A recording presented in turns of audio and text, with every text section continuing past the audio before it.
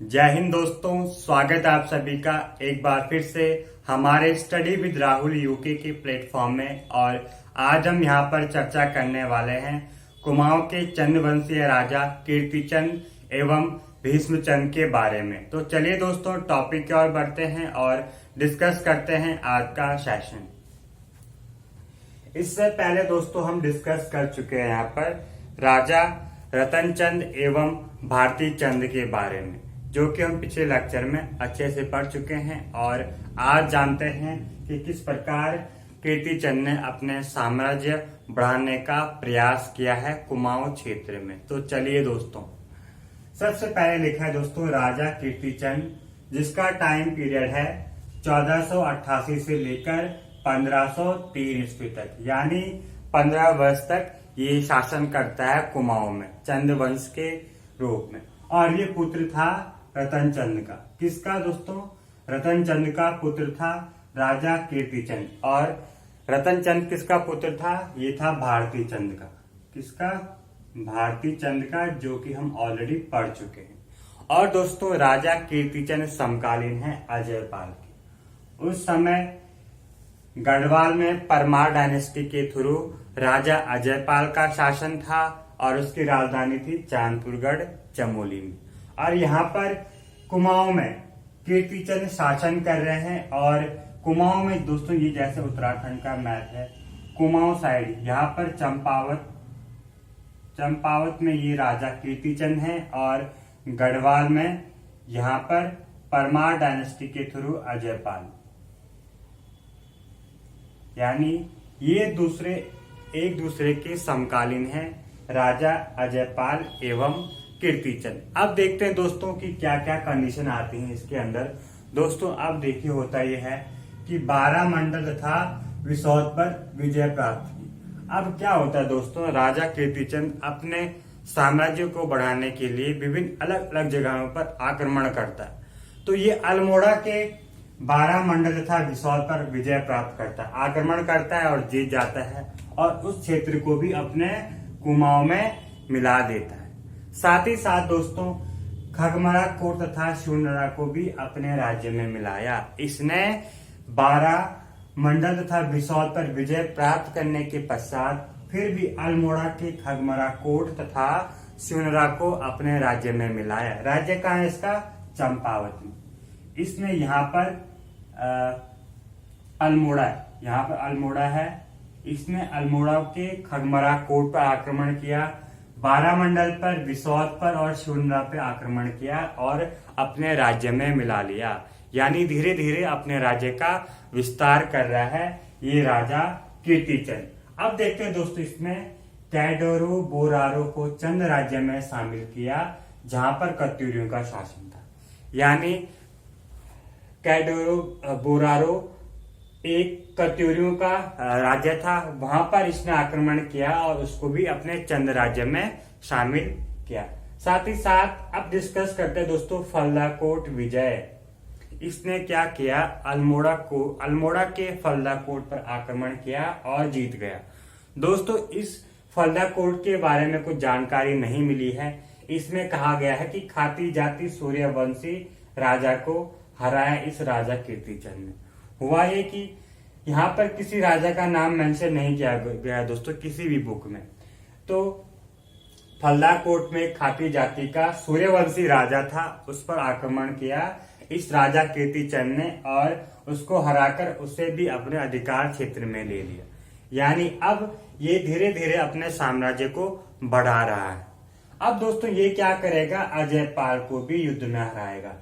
ये 2 बार अटैक करता है गढ़वाल पर। पहली बार तो युद्ध जीत जाता है, लेकिन दूसरी बार राजा अजयपाल से युद्ध हार जाता है ये राजा कीर्तिचंद, जो कि हम परमार डायनेस्टी में पढ़ चुके हैं। और दोस्तों यहाँ पर ये 4 पॉइंट जो है ये काफी इंपॉर्टेंट है एग्जाम की दृष्टि से। बाकी जितना भी है हम इस राजा कीर्तिचंद के बारे में परमार डायनेस्टी में भी पढ़ चुके हैं।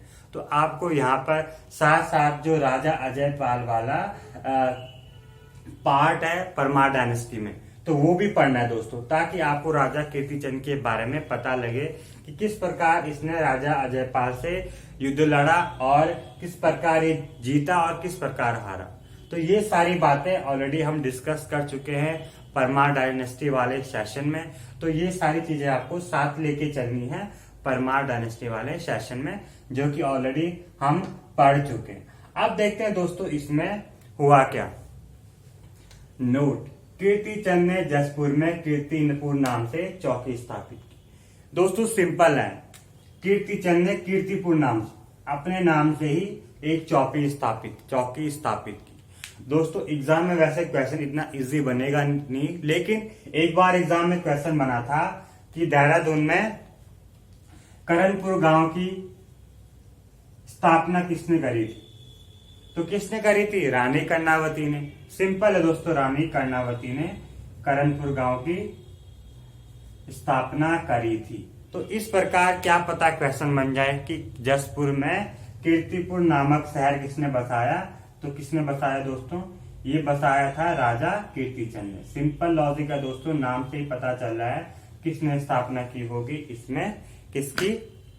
इस कीर्तिपुर शहर की। अब बात करते हैं दोस्तों इसके बाद दूसरे राजा माणिक चंद। दोस्तों इसमें सिर्फ आप ये फैक्ट याद रखना कि कौन कौन से युद्ध इसने जीते, यानी सिर्फ हम इसमें डिस्कस करेंगे कीर्तिचंद की विजय, यही इंपॉर्टेंट है, बाकी तो कुछ भी नहीं है दोस्तों। एग्जामिनर इन्हीं के बारे में पूछ लेगा कि राजा कीर्तिचंद ने कौन सा क्षेत्र अपने चंपावत वाले क्षेत्र में मिला लिया था या चंद डायनेस्टी में मिला लिया था।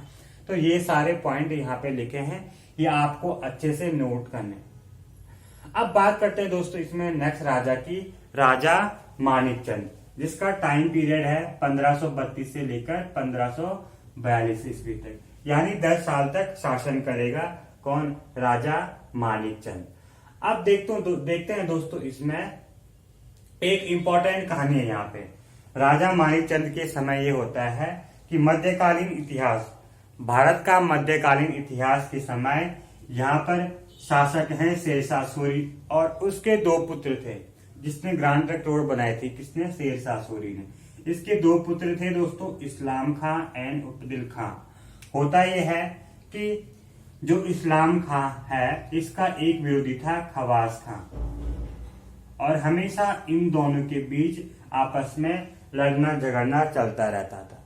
और ये इसके पश्चात ये खवास खां क्या करता है? भाग जाता है कुमाऊं में, चंपावत में माणिकचंद के पास, और इस्लाम खां इस माणिकचंद को पत्र भेजता है, और पत्र में धमकियां देता है कि इस खवास खां को वापस भेज दो मेरे दरबार में, और अन्यथा हम आप पर आक्रमण करेंगे और आपके क्षेत्र को नष्ट कर देंगे। तो माणिकचंद कहता है कि यार नहीं, मैं खवास खां को अपने होते हुए वापस नहीं भेजूंगा आपके दरबार में। जिस प्रकार पृथ्वीपति शाह के समय यहाँ पर सुलेमान सिखो गढ़वाल में आता था, उसके अनुसार ही यहाँ पर माणिकचंद भी पृथ्वीपति के अनुसार उसको साफ मना कर देता है कि मैं वापस नहीं भेजूंगा खवास खां को आपके दरबार में। किसके? इस्लाम खां, जो कि पुत्र है शेरशाह सूरी का। तो एक छोटी सी इंपॉर्टेंट कहानी है, एग्जाम में क्वेश्चन बन सकता है कि खवास खान ने किस चंद्रवंशी राजा के दरबार में शरण ली थी। तो माणिकचंद के। अब होता है दोस्तों, ये खुद ही वापस आ जाता है, खवास खान बेचारा खुद ही वापस, पता नहीं क्या सोचता है, और खुद ही वापस आ जाता है ये राजा इस्लाम खां के राज दरबार में। जो ये छोटी सी कहानी है इसका वर्णन मिलता है दोस्तों तवारीख-ए-दाऊदी में। इसमें तवारीख-ए-दाऊदी में इस कहानी का वर्णन मिलता है, और माणिकचंद की तारीफ की गई है इस तवारीख-ए-दाऊदी में श्री अब्दुल्ला द्वारा राजा माणिकचंद की क्या की गई है? तारीफ की गई है तवारीख-ए-दाऊदी में। अब डिस्कस करते हैं दोस्तों इसमें एक और इम्पोर्टेंट राजा, जो कि काफी इम्पोर्टेंट है एग्जाम की दृष्टि से, राजा भीष्मचंद, जिसका टाइम पीरियड है दोस्तों 1555 से लेके 1560। ये बूढ़ा राजा रहता है दोस्तों, जो राजा भीष्मचंद ने काफी एजेंट रहता है, और ना ये कोई आक्रमण करता है ना ही कोई बैटल लड़ता। अब जानते हैं इसके बारे में क्या क्या इंपॉर्टेंट फैक्ट है। राजा भीष्मचंद काफी बूढ़ा रहता है और इसका कोई पुत्र नहीं रहता है। तो ये क्या करता है, कल्याण सिंह को गोद ले लेता है, यानी कल्याण सिंह इसका पुत्र रहता है गोद लिया हुआ। इसकी कोई भी संतान न होने के कारण यहाँ पर ये कल्याण सिंह, जिसका बचपन का नाम था बालू सिंह और बाद में जाना जाएगा बालो कल्याण सिंह, इसको ये गोद ले लेता है। और कल्याण सिंह पुत्र रहता है दोस्तों यहाँ पर तारा सिंह का। वंशावली में तारा सिंह का नाम तो दिया गया है, लेकिन इसके बारे में कुछ खास बताया नहीं गया है कि चंद डायनेस्टी में राजा तारा सिंह ने भी शासन किया है। तो आपको सिर्फ ध्यान रखना है कि कल्याण सिंह का पिता था तारा सिंह और राजा भीष्मचंद ने इस कल्याण सिंह को गोद लिया था। तो गोद लिया पुत्र है राजा कल्याण सिंह। अब देखिए दोस्तों, राजा भीष्मचंद ने इसको तो गोद ले लिया, उसके बाद सोचता है कि अभी हमारी राजधानी है चंपावत में। कहाँ पर? चंपावत, यानी यहाँ पर राजधानी है चंपावत और बगल में था डोटी, और डोटी राज्य से हमेशा खतरा बना रहता था कुमाऊं के चंद्रवंशीय राजाओं। इसने सोचा क्यों ना अपने राजधानी को शिफ्ट किया जाए, कहाँ पर? यहाँ अल्मोड़ा में। तो ये प्लान आता है अपनी राजधानी कहाँ? अल्मोड़ा के खगमरा कोट में शिफ्ट करने की। लेकिन होता ये दोस्तों, यहाँ पर तब तक इसका एक विरोधी रहता है। कौन? इस राजा भीष्मचंद का एक विरोधी रहता है गजुआ। कौन? गजुआ। गजुआ क्या करता है, इस राजा भीष्मचंद को मार देता है खगमरा कोट में। इस वजह से ये राजा भीष्मचंद अपनी राजधानी अल्मोड़ा शिफ्ट नहीं कर पाता। अब जानते हैं दोस्तों क्या क्या फैक्ट हैं कि भीष्मचंद ने खगमरा कोट के किले का जीर्णोद्धार करवाया और यहाँ पर आलम नगर की नींव रखी, जो बाद में अल्मोड़ा नगर के नाम से जाना गया। और आलम नगर को राजधानी नहीं बना पाया क्योंकि इसने राजा भीष्मचंद की हत्या कर दी। तो ये है दोस्तों, भीष्मचंद ने खगमरा कोट के किले का जीर्णोद्धार किया और यहाँ पर आलम नगर की एक नींव रखी, जो कि बाद में अल्मोड़ा नगर के नाम से जाना गया। और ये राजा भीष्मचंद आलम नगर को अपनी राजधानी नहीं बना पाया। क्यों नहीं बना पाया? क्योंकि गजुआ या गजुवाठिंगा, जो कि इसकी प्रजा में रहता था, इसने इस राजा भीष्मचंद को मार दिया था खगमरा कोट के किले में। और इस वजह से ये अपनी राजधानी अल्मोड़ा यानी आलम नगर शिफ्ट नहीं कर पाया था राजा भीष्मचंद। अब देखते हैं दोस्तों इसमें कि यहाँ पे लिखा है गजुआ या गजुवाठिंगा, खगमरा कोट में भीष्मचंद की हत्या कर दी है इसने। और इस समय कल्याणचंद डोटी गया हुआ था। अब दोस्तों, जिस समय इस राजा भीष्मचंद की हत्या की गई इस गजुआ या गजुवाठिंगा द्वारा, उस समय उसका गोद लिया हुआ पुत्र कल्याणचंद एक विद्रोह को दबाने नेपाल में गया था, नहीं डोटी राज्य में गया था। एक विद्रोह उत्पन्न हो गया था डोटी राज्य नेपाल में। तो उस समय ये राजा कल्याणचंद कहाँ गया था? नेपाल गया हुआ था। और जैसे ही उसको पता चलता है कि यहाँ पर उसके पिता की हत्या हो गई है, तो वो नेपाल या डोटी के राजाओं से समझौता कर लेता है और वापस आ जाता है कहाँ पर? खगमरा कोट में। और इसको मार देता है, गजुवाठिंगा को मार देता है, यानी ये अपनी पिता की मौत का बदला ले लेता है और गजुवाठिंगा को मार देता। तो ये सारी इंपॉर्टेंट कहानी है दोस्तों, छोटी छोटी कहानी है, लेकिन इतनी कहानी आपको याद नहीं रखनी है। तो आपको दोस्तों याद ये रखना है कि जीर्णोद्धार कराया किसका? खगमरा कोट का। किसने? भीष्मचंद ने। आलम नगर की नींव रखी, जो कि बाद में अल्मोड़ा नगर के नाम से जाना गया, बट राजधानी शिफ्ट नहीं कर पाया। और इसके बाद दोस्तों होता यह है कि ये राजा कल्याणचंद अपने पिता का सपना पूरा कर देगा। क्या सपना था? कि चंपावत से राजधानी अल्मोड़ा ले जानी। तो उसके बाद कल्याणचंद इस गजुवाठिंगा को मारकर अपनी राजधानी चंपावत से कहा ले जाता है? अल्मोड़ा में।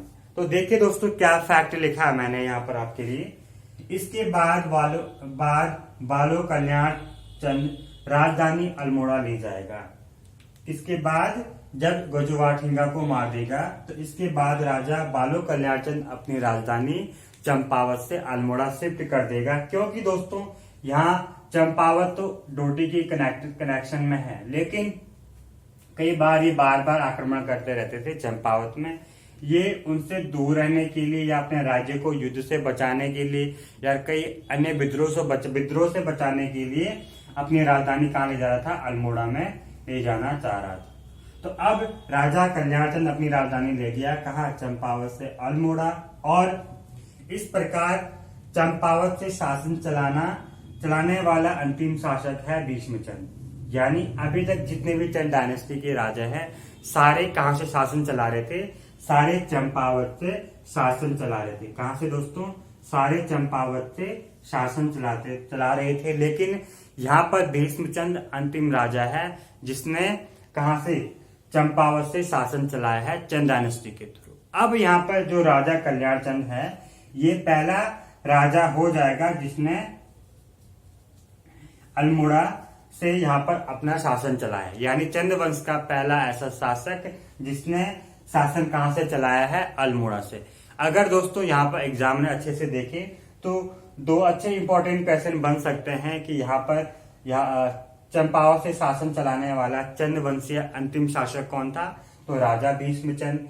यदि दूसरा क्वेश्चन पूछे कि अल्मोड़ा से सबसे पहले शासन चलाने वाला चंद वंशीय शासक कौन है, राजा बालो कल्याण चंद, जो कि गोद लिया पुत्र है किसका, इस राजा भीष्मचंद का। तो ये सारे इंपॉर्टेंट पॉइंट हैं दोस्तों जो कि काफी इंपॉर्टेंट एग्जाम की दृष्टि से और आपको अच्छे से पढ़ने हैं और अपनी नोटबुक में ये कॉपी करने हैं। दोस्तों ये मैंने बिल्कुल शॉर्ट में लिखे हैं क्योंकि मुझे इनके बारे में पता है, मैंने पढ़ा है, इसलिए मुझे याद है। आपको दोस्तों ये पूरी कहानी लिखनी पड़ेगी कि अल्मोड़ा के 12 मंडल तथा बिसौत पर इसने आक्रमण किया और युद्ध जीत गया और फिर इसको अपने अधिकार क्षेत्र में ले लिया। सेकेंड पॉइंट, खगमरा कोट, ये भी अल्मोड़ा के खगमरा कोट तथा सुन्ना को भी अपने राज्य में मिलाया, यहाँ पर भी आक्रमण किया, इसको भी जीतकर अपने अधिकार क्षेत्र में ले लिया। उसके पश्चात कैडोरो बोरारो को चंद राज्य में शामिल किया जहां पर कत्यूरियों का शासन था, इसको भी अपने अधिकार क्षेत्र में ले लिया। उसके बाद फलदाकोट विजय, ये भी काफी इंपॉर्टेंट दोस्तों, फलदाकोट विजय। लेकिन यहाँ पर जो खाती जाति का सूर्यवंशीय राजा था उसके बारे में जानकारी नहीं मिली है। आपको सिर्फ इतना याद रखना है कि राजा कीर्तिचंद ने फलदाकोट विजय में खाती जाति या सूर्यवंशीय राजा को हराया और उसके क्षेत्र को अपने अधिकार में ले लिया था। उसके बाद अजयपाल, जो कि एक इम्पोर्टेंट घटना है कि परमार वंश के 37वें राजा अजयपाल के साथ ये आक्रमण करता है। पहला युद्ध तो जीत जाता है लेकिन उसके बाद दूसरा युद्ध हार जाता है, क्योंकि अजयपाल भी यार काफी पावरफुल शासक रहता है, 52 गढ़ों को एक करने की हिम्मत रखता है बंदा। तो परमार वंश का पहला ऐसा शासक जिसने 52 गढ़ों को एक किया था, किसने, राजा अजयपाल। तो ये सारे इंपॉर्टेंट पॉइंट हैं जो कि आपको अच्छे से याद रखने हैं।